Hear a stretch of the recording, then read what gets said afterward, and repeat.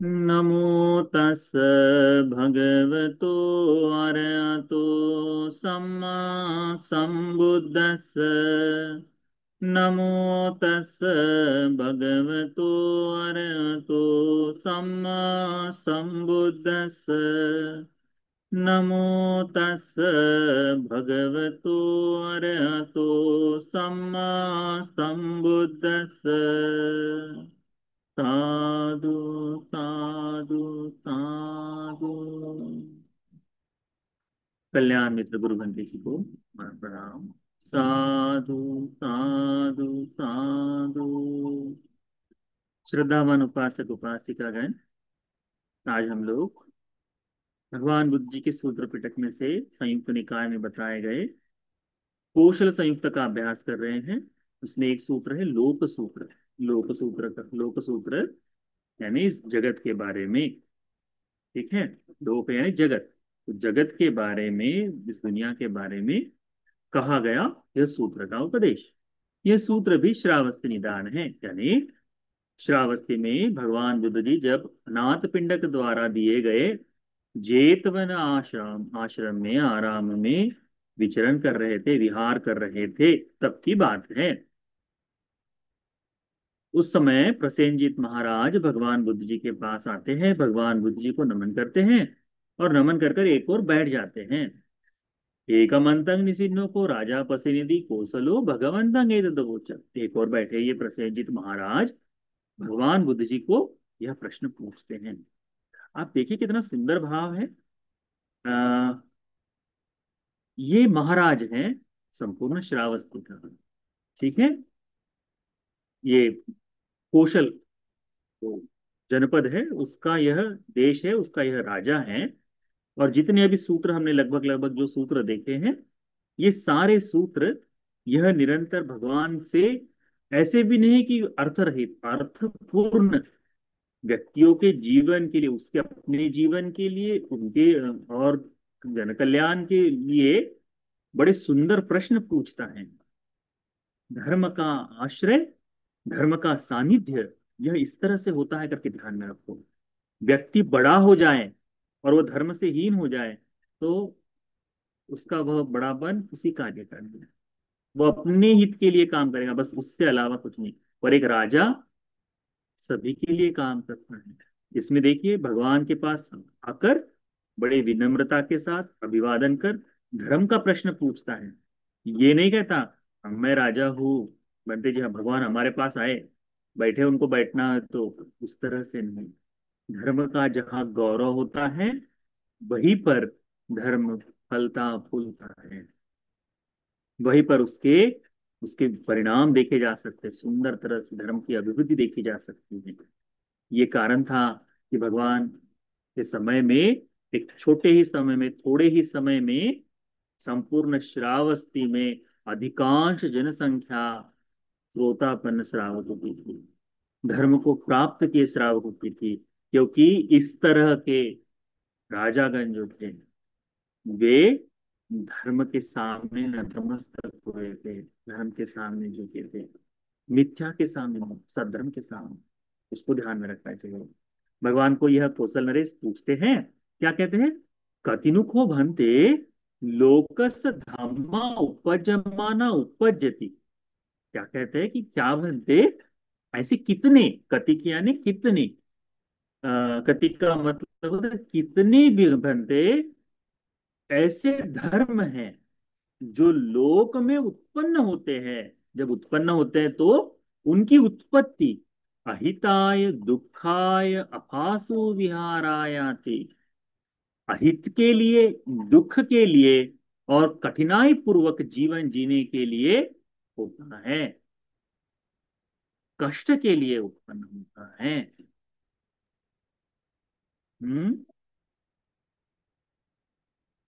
क्या कहते हैं महाराज, भगवान को क्या प्रश्न पूछते हैं भगवान? ऐसे कितने धर्म हैं जो इस लोक में उत्पन्न होते हैं। कतिनु को भंते लोकस्य धम्मा उपजमाना उपजंती।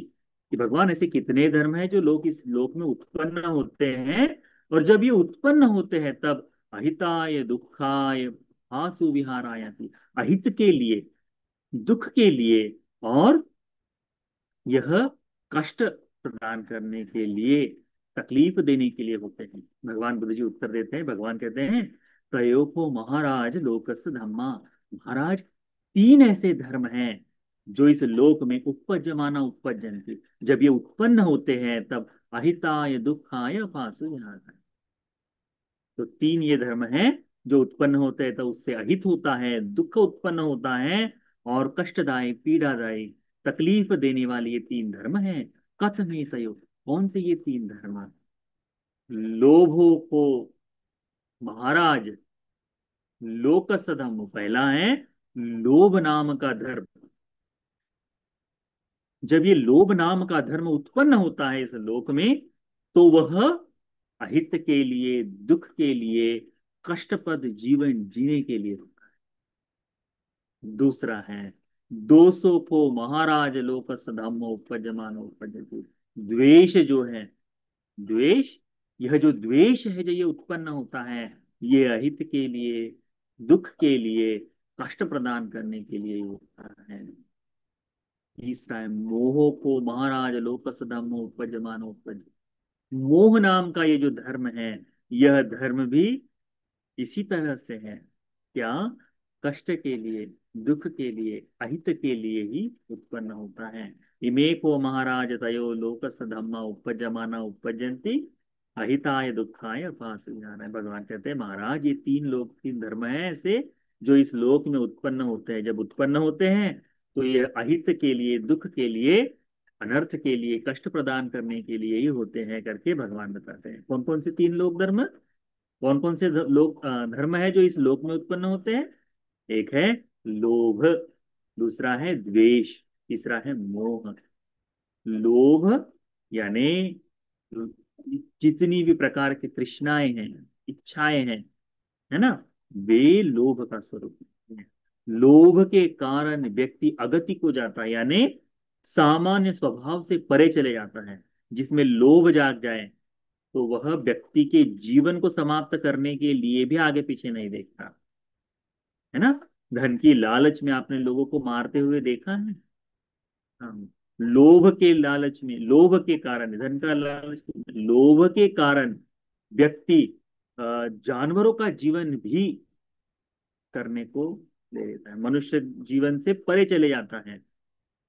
जिस तरह से महिलाओं के साथ अभद्र व्यवहार आदि, ये सारा जो काम है यह लोभ के कारण है। निंदा, चुगली लोभ के कारण भी होती है, द्वेष के कारण भी होती है। बदला लेने का भाव जो है, दूसरों को तकलीफ पहुंचाने का भाव, ये उस तरह से भी होता है। तो उपासक उपासी अगर मोह जो है, इसे भी ध्यान में रखो। मोह यानी मूढ़ता में अधर्म को धर्म समझ लेगा, है ना। अपुण्य को पुण्य का, पुण्य का भाव समझ लेगा, हिंसा से मुक्ति का भाव देख लेगा। ये जो मोह, मूढ़ता में रहना है, मूर्खता में एक तरह से कहे में, वैसा ये तीन धर्म ऐसे हैं जो इस लोक में उत्पन्न होते हैं, अहित के लिए, दुख के लिए, कष्टप्रद जीवन प्रदान करने के लिए होते हैं। इसे कहकर भगवान बुद्ध जी ने एक बड़ी सुंदर गाथा भगवान ने आगे कही, कहे भगवान कहते हैं, लोभो दोषो च मोहो च पुरीसंग पाप चेत संग हिंसति अत्त संभुता तच सारव संफलंती। भगवान कहते हैं, भगवान कहते हैं, लोभ, द्वेष और मोह, ये पुरीसंग पाप चेतसा, व्यक्ति में ही पाप की चेतना उत्पन्न करने वाले हैं, या पाप की चेतना से ही ये उत्पन्न होने वाले हैं। किसमें उत्पन्न होने वाले हैं? पुरुष के अंदर ही, व्यक्ति के अंदर ही। पुरुष इसमें केवल आदमी नहीं, उसमें पुरुष शब्द का मतलब व्यक्ति के अंदर ही उत्पन्न होते हैं। हिंसती अत्त संभुता, और जो ये जो पापी चेतनाएं हैं, ये क्या करती है? यह हिंसा करती है। किसकी हिंसा करती है? हिंसती पाप चेत, हिंसती पाप चेतसा। किसकी हिंसा करते हैं ये लोग? अपनी ही हिंसा करते हैं। आत्मसंभुता, अपने आप को ही खत्म कर देते। कहाँ उत्पन्न हुए? अपने ही भीतर उत्पन्न हुए। भीतर उत्पन्न होकर ही ये पूरा विनाश करते हैं। किसकी तरह? तच सारव सारंग संपलन, जैसे जिसका त्वचा जो है, जिसका जो कवर है, यही उसका सार है। जैसे केले का पौधा है, केले का पेड़ देखा है आपने, उसमें अंदर में लकड़ी नहीं होती, उसके अंदर बाहर के केवल कवर कवर होते हैं। एक कवर को निकाल दो दूसरा निकलेगा, दूसरा निकाल दो तीसरा निकलेगा, वैसा।